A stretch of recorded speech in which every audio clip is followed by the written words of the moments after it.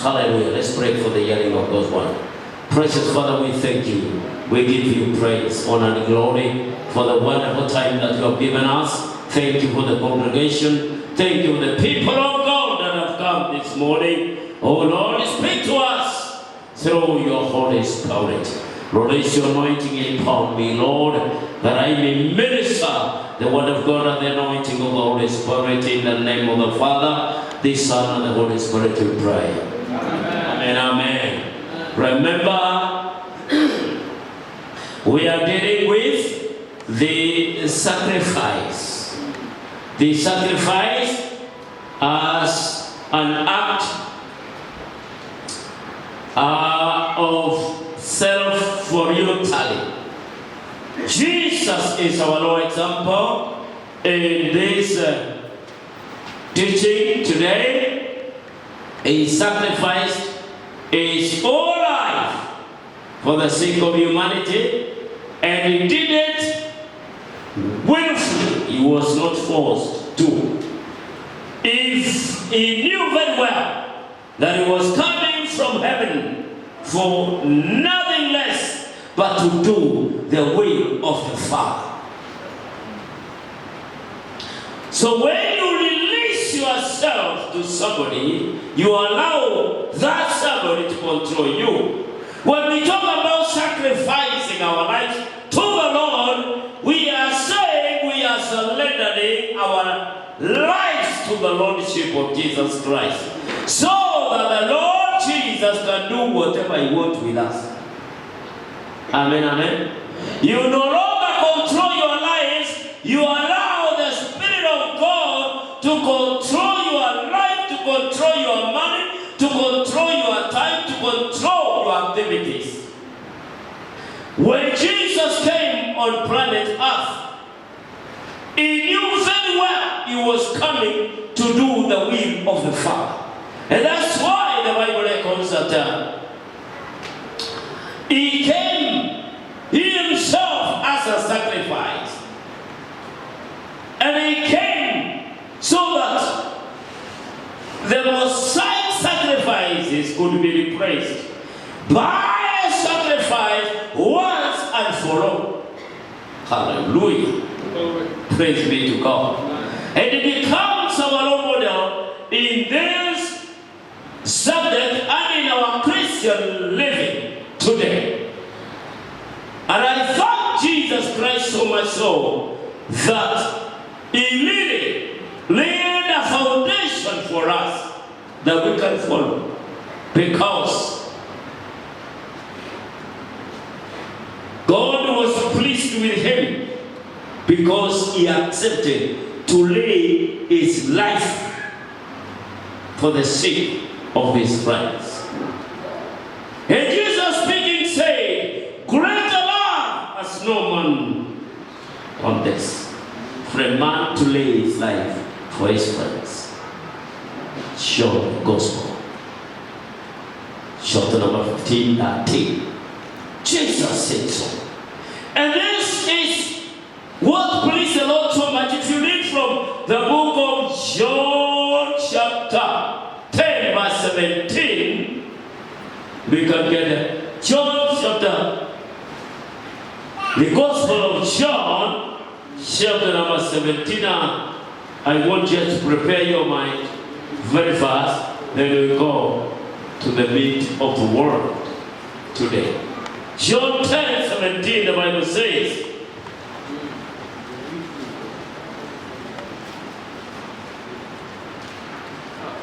okay. The reason my Father loves me is that I laid down my life. Amina, only to take it up again. 18.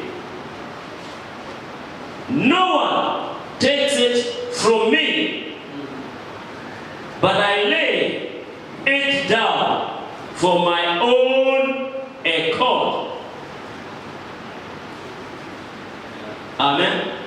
I have authority to lay it down and authority to take it it again. Praise be to God. In actual fact, Jesus accepted. It was free will. It was not commanded. Hello? Are you there? It was not commanded to die for us, but it was His will to die for humanity. Hallelujah. So I want to say that Jesus Himself knew very well that He would die on the cross for the purposes of redemption of humanity. John 8:28. John chapter 8 verse 28. Oh my. John 20:28. John 8 and verse 28. So Jesus said, when you have lifted up the Son of Man, then you will know that I am the one I claim to be, and that I do nothing of my own, but speaks just what the Father has taught me. He came to do the will of the Father. And that's why we read from the book of Hebrews chapter number 10 verse 5 to 8, which is a quotation from Psalms 40 verse 6 and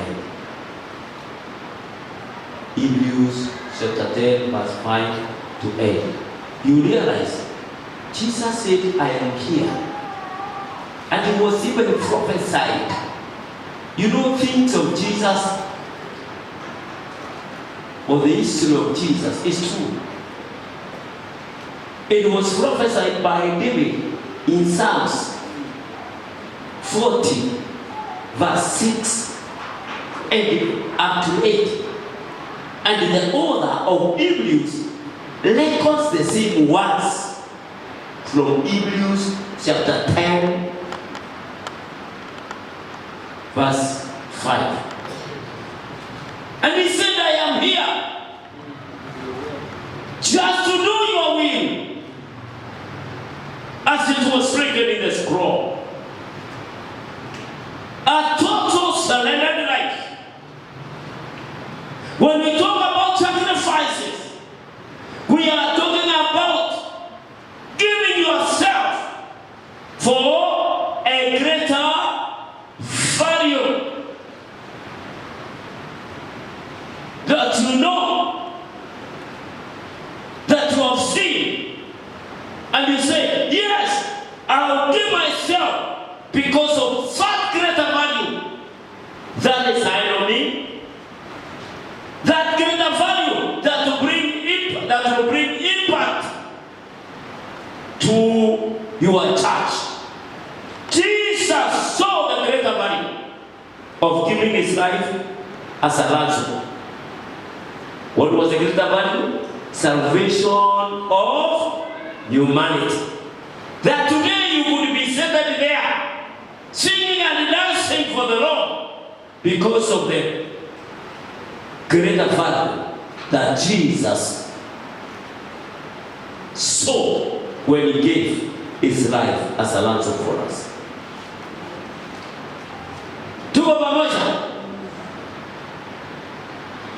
Now we are talking about the sacrifice and the sacrificer. First and foremost, God is interested with the sacrificer than the sacrifice. Because the life that is not totally sacrificed to the Lord may not be able to obey God in totality. the two scriptures that I have read shows the reason why Jesus submitted in obedience to his Father and him as a sacrifice. The whole world received the forgiveness of their sins. And everybody on the face of planet Earth has a Savior, Jesus Christ. It's only the devil. It's only the devil who does not have a Savior. You have a Savior. And I want to say this. As Jesus sacrificed himself, we ought to sacrifice ourselves. Sacrificing our time, sacrificing our resources, sacrificing everything. First and foremost, when your heart is totally sacrificed to the Lord, all other things will be easy for you to sacrifice. Amen. Praise God. Remember, there is no success without sacrifice. And I want to go straight away to the benefits of our sacrifices, both as a person and also the substances that we give to the Lord, so that I'm able to capture my lesson today. And I want us to move straight away to the book of Corinthians, 1 Corinthians, chapter number 15 and verse 58. That is where my message is today. That's what I want to teach today. The benefit of our sacrifices to the Lord. After we have sacrificed ourselves, we are free also to offer sacrifices unto the Lord. Glory be to Jesus. This is what Apostle Paul was advising the people of Corinth. The Corinthian church was a political church. The Corinthian church was a hypocritical church. The Corinthian church was an immoral church. That's why the apostle wanted to write many letters to them, so that they can reform. Amen. And this scripture was emphasizing to them to know that there is a reward for them. They are not serving Christ alone in vain. There is a reward. They are not sacrificing their time, their life in church for nothing. Even us as JWC, after sacrificing our own lives, as Apostle Paul has said from the book of Romans chapter number 12 verse 1, that dear brethren, offer your bodies as a living sacrifice unto the Lord, which is acceptable unto the Lord, because it is your worship. It is your worship. We worship God with our sacrifices. And here, Apostle Paul was saying these ones. 1 Corinthians chapter number 15, verse number 58. Therefore, my dear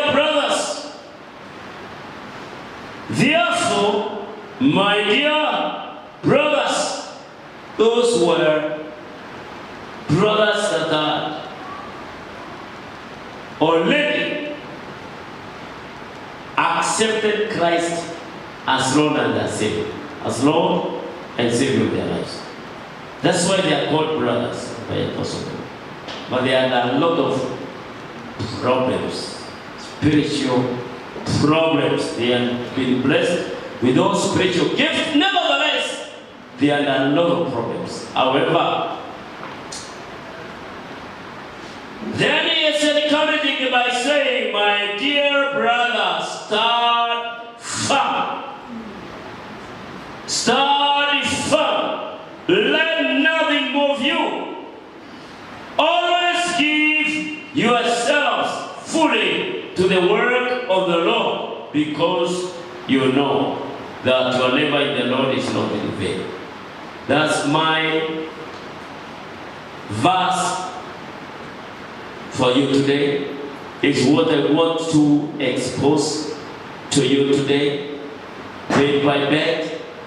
For we know without sacrifice there is no success. Praise be to God. He says, therefore, after the discussions were there, he is giving them a conclusion. And he is saying, therefore, my dear brothers, stand firm. Stand firm in your faith. Stand firm in your belief. Stand firm in what you have received. Amen. You will face many challenges, but stand firm. You will face difficult times, but stand firm. Firm in your faith. Amen, amen. I want to encourage you today. In this life you are living today, brethren, we need to stand firm to show ourselves that we are different from the rest of the people in the world. Our difference will be noticed when we stand firm without compromise in our faith. Our yes should remain yes, our no should remain no. The house of God should remain the house of God. And this is the house of God of prayer for all the people.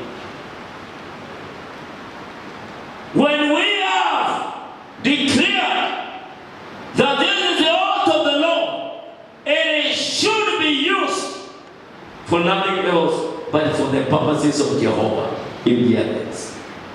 Hello? We should stand firm, especially a time like this, that our nation is going through various challenges. Even before COVID-19 comes to an end, we have other political challenges challenging our Christian lifestyle. True or not true? Then you have to stand firm wherever you are. Be careful with the politicians who are now out to divide this nation. But we are standing on this altar saying, no, Kenya will remain united. But the objective is different from our objective. They want to divide this nation from political aspect. Our agenda is to unite the people of Kenya spiritually and socially.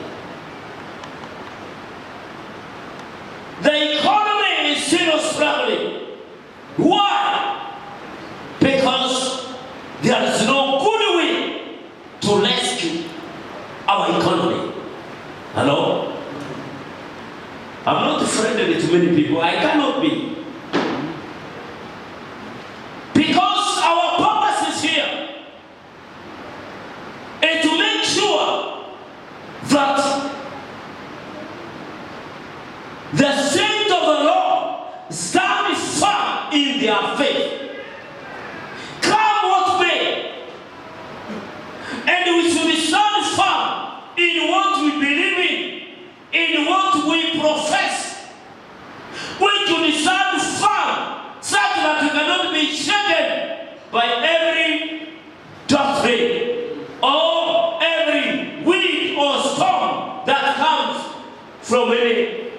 any quarter.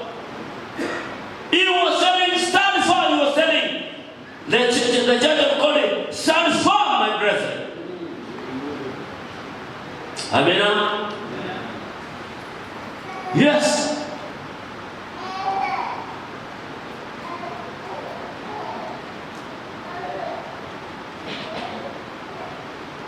On that line of standing firm, lead with me from the same Corinthians chapter 16, verse 13. Paul was telling them this once. 16:13, the Bible says, be on your guard, stand firm in the faith, be men of courage, be strong, do everything in love. I don't know what other translations say. Be on your guard, stand firm in your faith, be men of courage. This is the hour. Stand firm in your faith. Hallelujah. Amen. Be men and women of courage.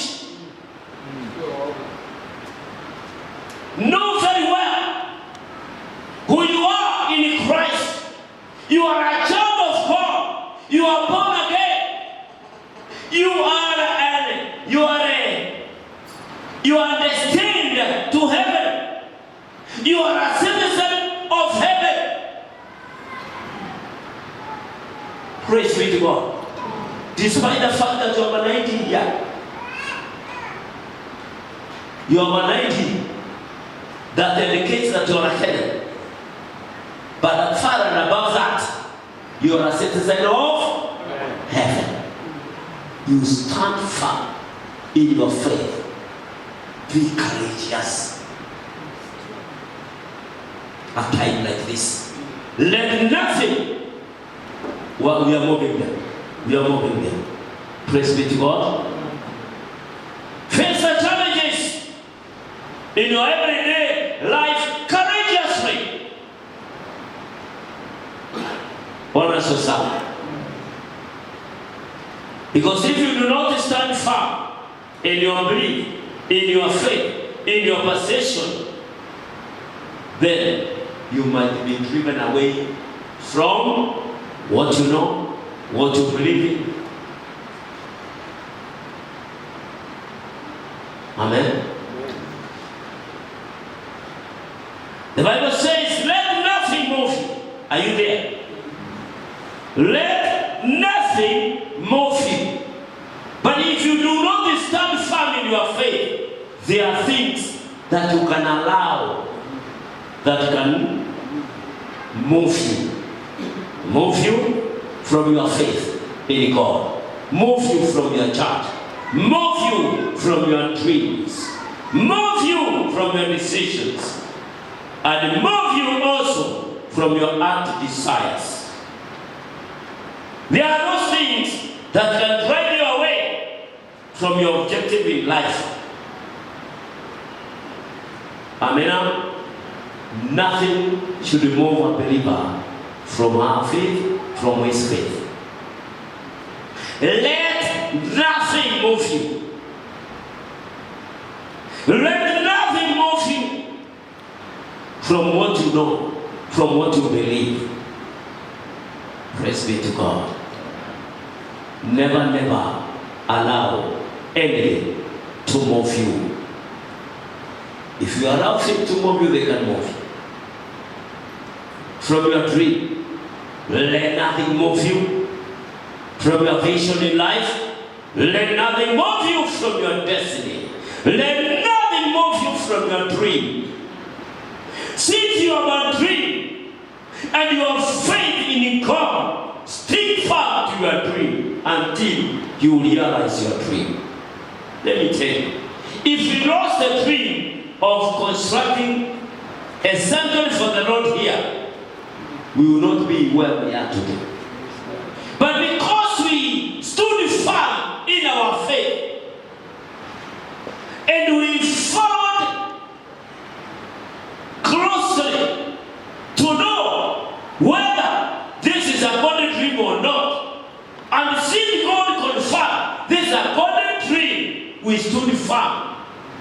even when the time came to purchase the houses that were down here, we were not confused. We didn't have argument on what to do. We bought them square and we destroyed them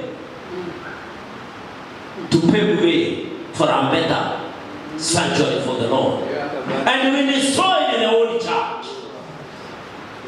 And we destroyed the White House office.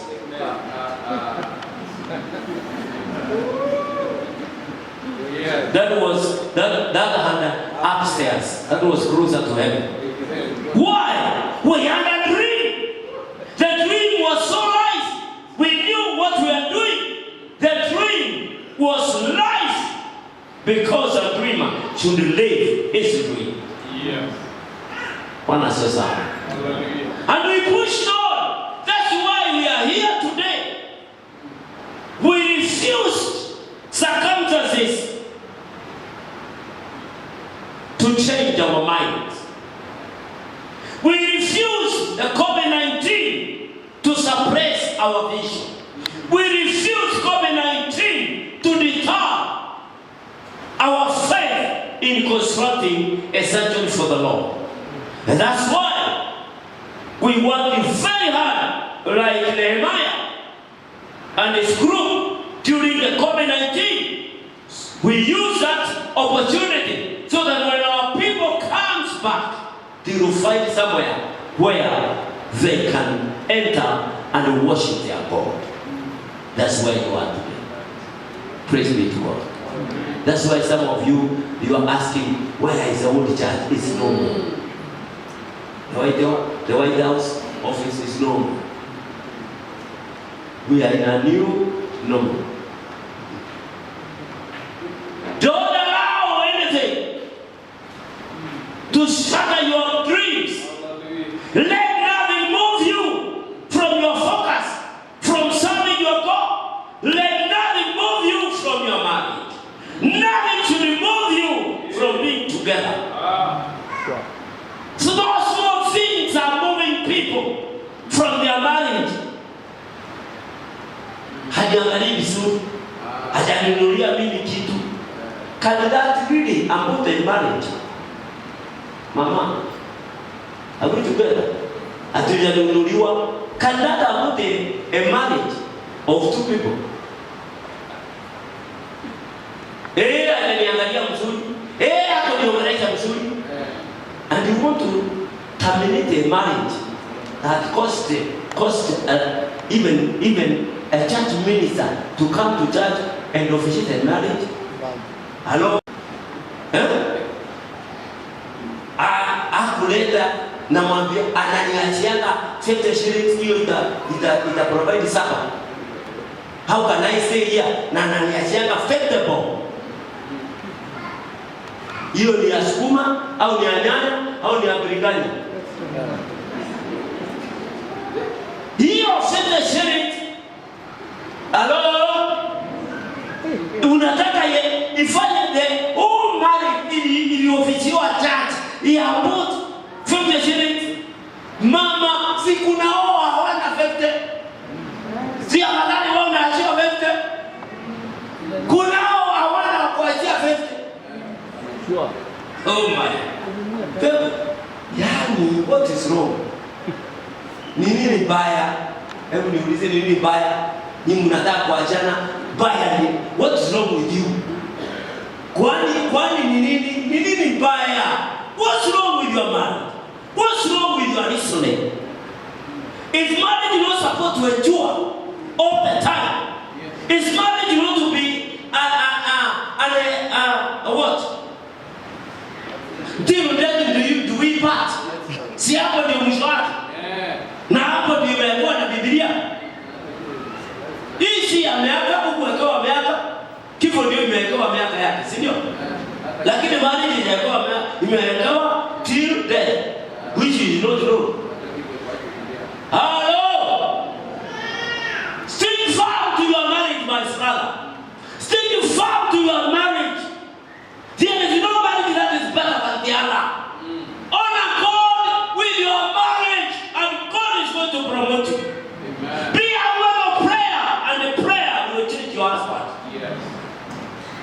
How many times have you fasted for that drunkard husband? Nasema yeye ni mrefu sana. Umemfungia siku ngapi? Bila chochote kama Esther alifunga siku 3 na watu wao.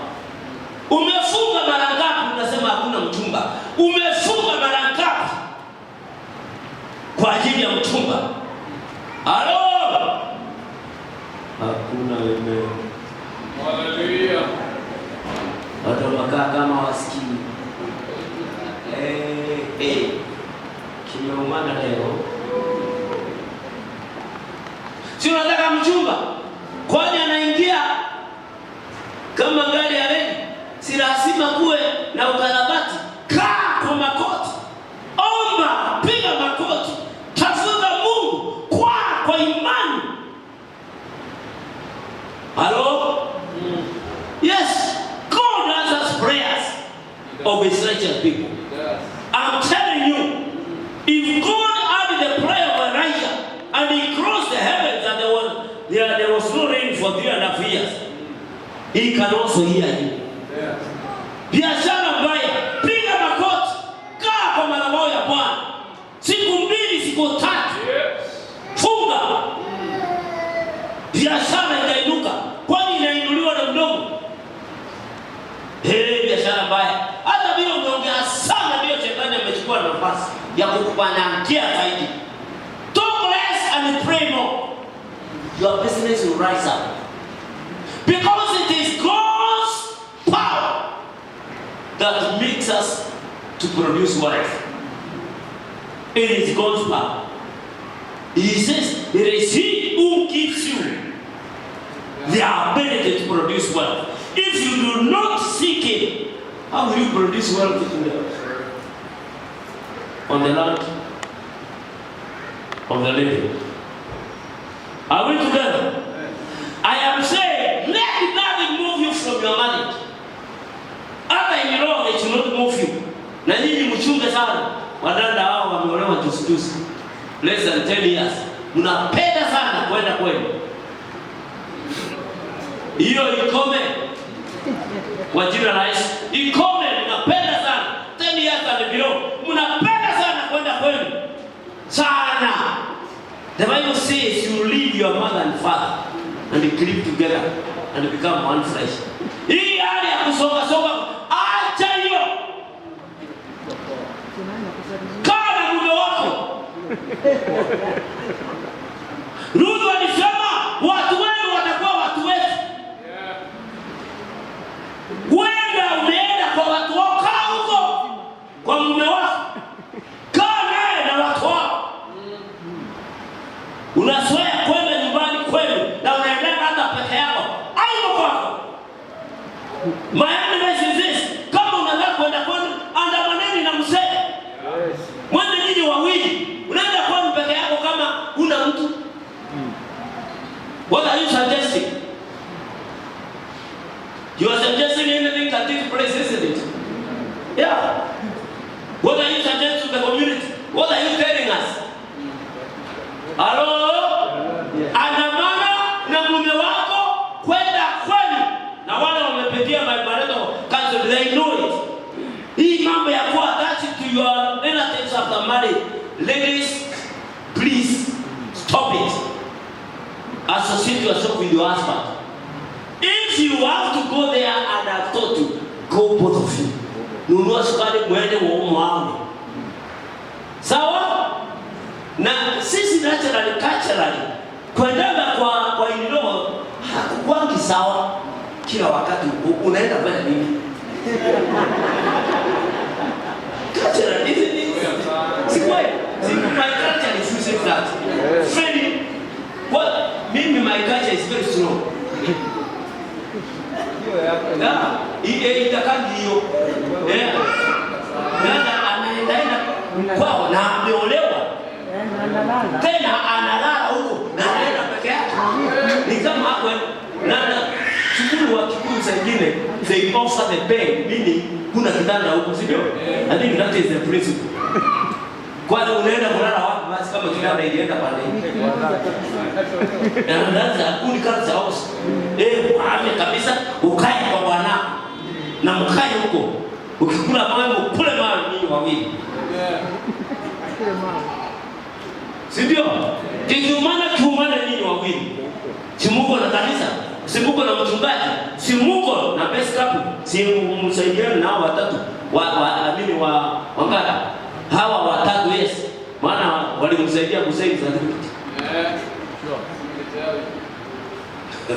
Serikali ilijua inahitaji watu watatu pamoja na nyinyi. 5 of you hamwezi kupata solution. Nisitusumbue. Kama umeolewa, olewa kabisa. Bana sumbua watu. Hata mzee ajue, hata ajue ulienda wapi. Mmekaa kwa 1 wiki na usikii kitu. Hai. Wewe una shida na si wewe. Kuna Mungu ule anakusumbua. You are not alone. Let nothing move you from your marriage. Stay firm. Your sisters, your in-laws, your blood father and mother, they should not move you from your marriage. Stay put. Nothing should move you from achieving your objective in life.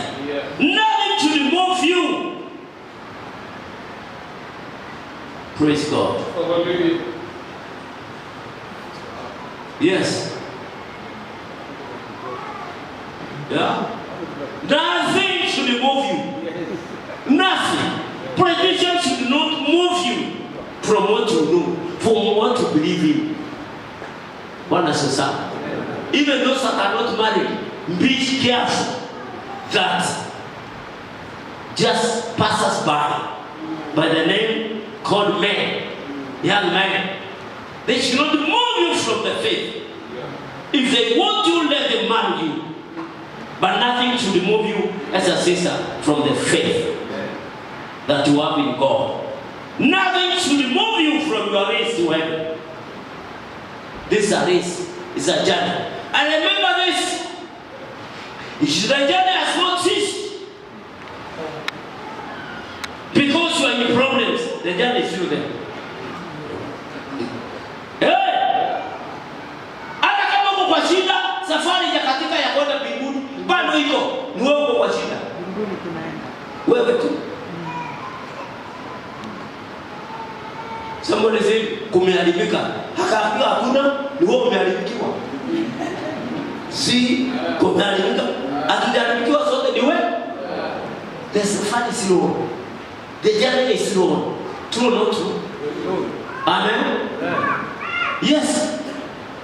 The journey is still on. Our journey to heaven is still on. Let nothing move you from your journey, from your destiny to heaven, from where you are going.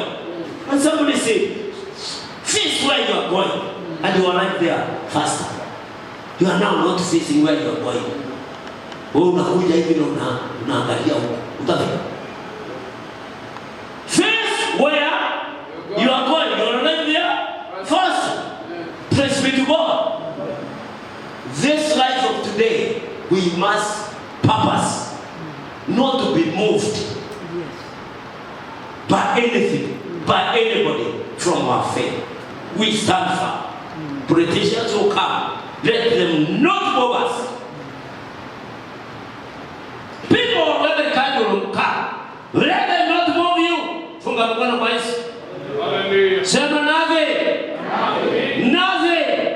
shall move me from my faith in my God. Nothing shall move me from my faith in my God. Praise God. Hallelujah. Poverty should not move you from being obedient to your God. Nothing should move you. Hallelujah.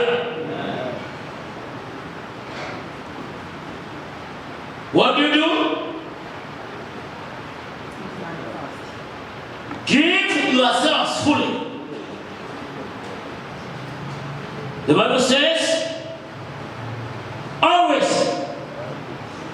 give yourselves fully to the work of the Lord. Always. Brother Lida. Always. Always, Brother Paul. to the work of the Lord. Always.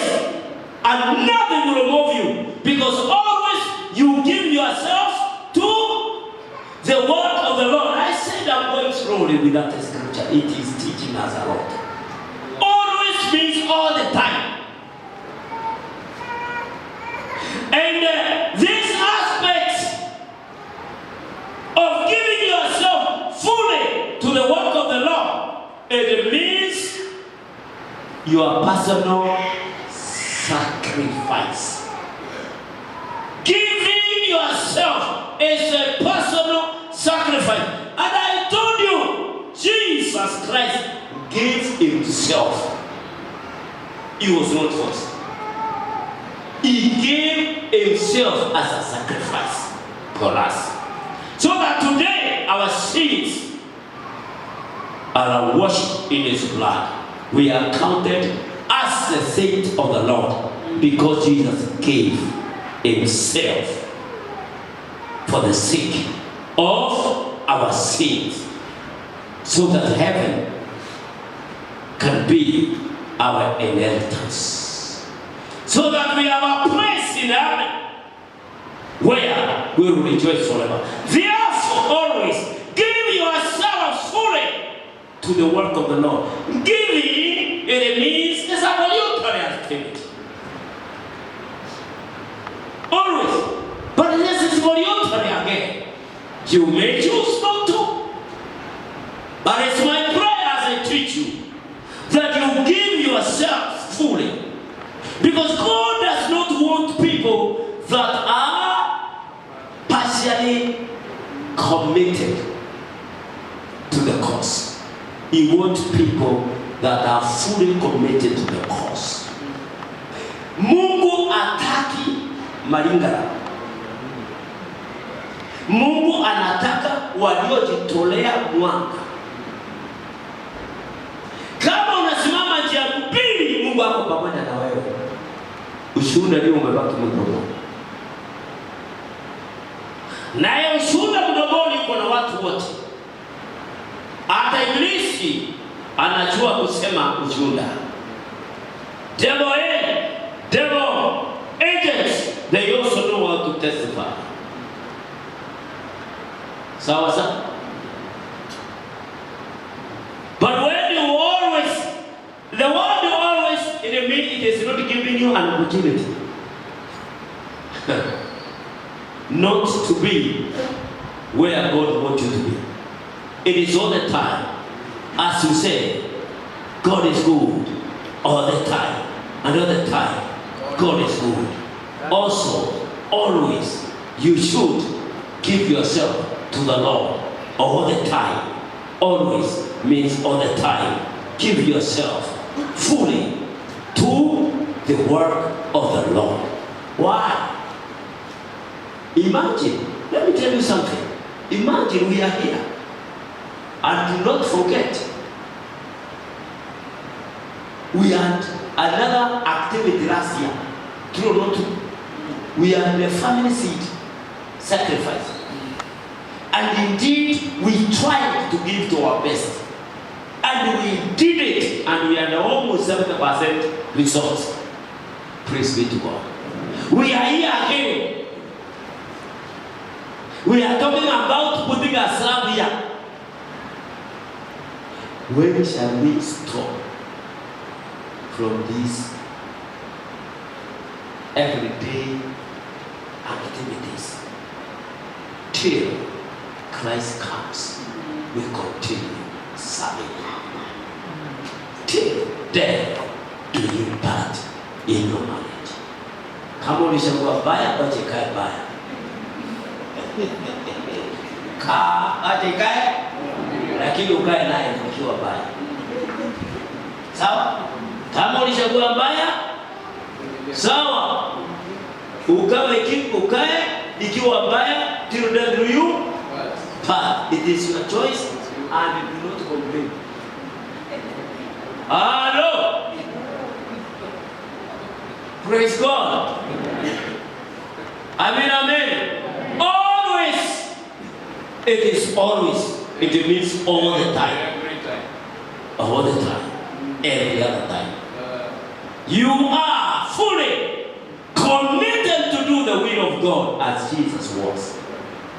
Fully committed, not partially committed. Not when you feel like. Watu wa Mungu wanakwaya, tunafungua kwaya Tuesday, mnakuja practice. Not when you will. It is a service. Praise and worship. You are here to practice and practice more. I advise you, practice more so that you raise your standard in praise and worship. It is a sacrifice. Not when you feel like, but it is always, it means all the time. Yes, you did it last week, even this week you do it. We had another time that we had fasted. Even tomorrow is a fasting and a prayer, my brothers. Why?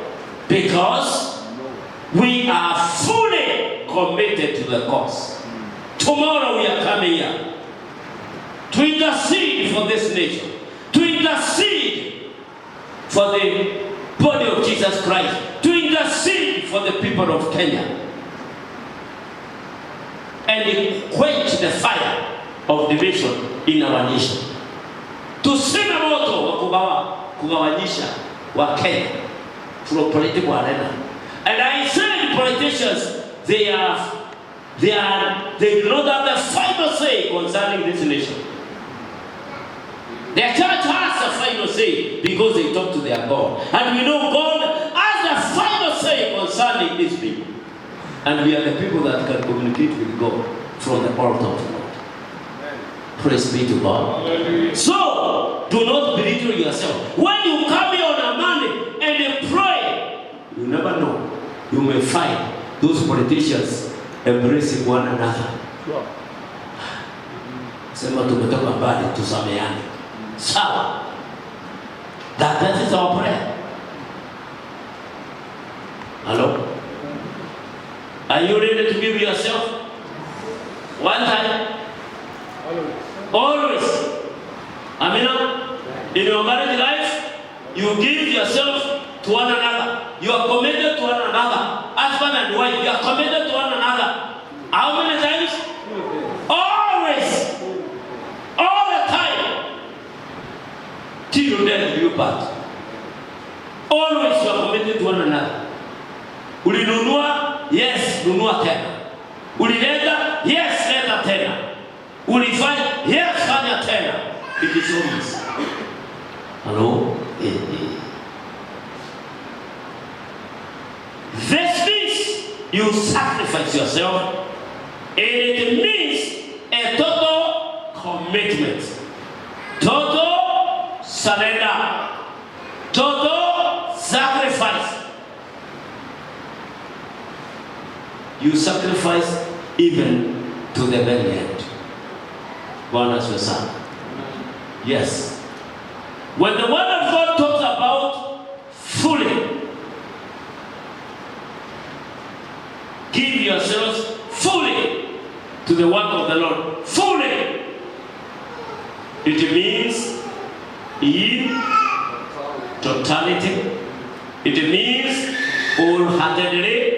It means completely. It means in all sincerity. It means a total sacrifice.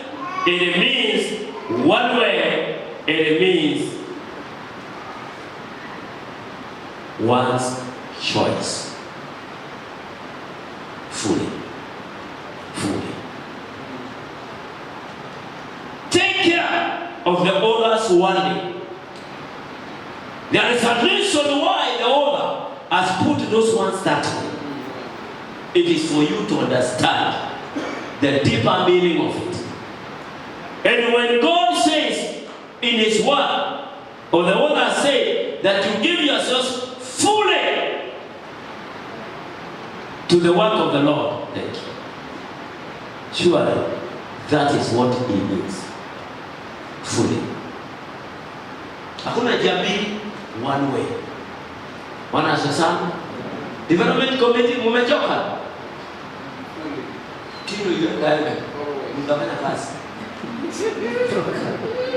banga bingu ifunguke. Hello, amina, praise be to God. Yeah, mtaandikisha pesa, mtatoa pesa. Kwanza leo tuko na the bigger steering committee and development kwenda kuangalia maneno so that we put ourselves on course, because it is until barabara ikilia ndio maneno inafika mwisho. Bwana sasa, na sababu barabara ikalia, my brother Kitonga, we keep on pressing on. Yeah. We have no choice. We have to give ourselves fully. Tulikuwa hapa jana, tulikuwa hapa kesho. Yes, itaendelea hivi. Hakuna relaxation in the service unto the Lord. We fully get ourselves committed and there is a reward. Hallelujah. Kwa nisome ya mwisho na nimalize. Going guy. Sasa zimeenda zimeenda tu. Zimeenda peke yake. Wala siete peke yake. Si ndio? Always give yourselves to the work of the Lord, because you know that your labor in the Lord is not in vain, child. You know it. Treasurer, you know your labor in the Lord is not in vain. If you do not know, and you do not know, and you do not know that you don't know, what is that now? You will be a problem in the journey to glory land. You will become abandoned because you don't know there is a reward in what you are doing. And unless you know there is a reward, then you will go marigara. But when you know there is a reward, work hard, my brother, there is a reward. Sister, give it again, there is a reward. You give that time of the family seat, even now, give it again, there is a reward. Hakuna kazi ambayo unaweka mkono kwa Bwana utatoka kule. There is a reward for you. Yes, you sacrificed last year, even this year. Do it, even do it with more effort. There is a reward for it. What is the reward? 100-fold here on earth, and in heaven, eternal life. Your children will be mighty in the land. Where is the land here? You will be blessed in the city where you are, and the Lord will bless the work of your hands. Hallelujah. My brother, my sister, listen to me. Your labor in the Lord is not in vain. Coming to church is not in vain. Coming for prayer meetings is not in vain. Meetings is not in vain. Singing and singing is not in vain, my brothers. There is a reward, both here and in heaven. If you want to prove me right or wrong, just obey what I'm saying. You give me the result yourself. No? Yeah.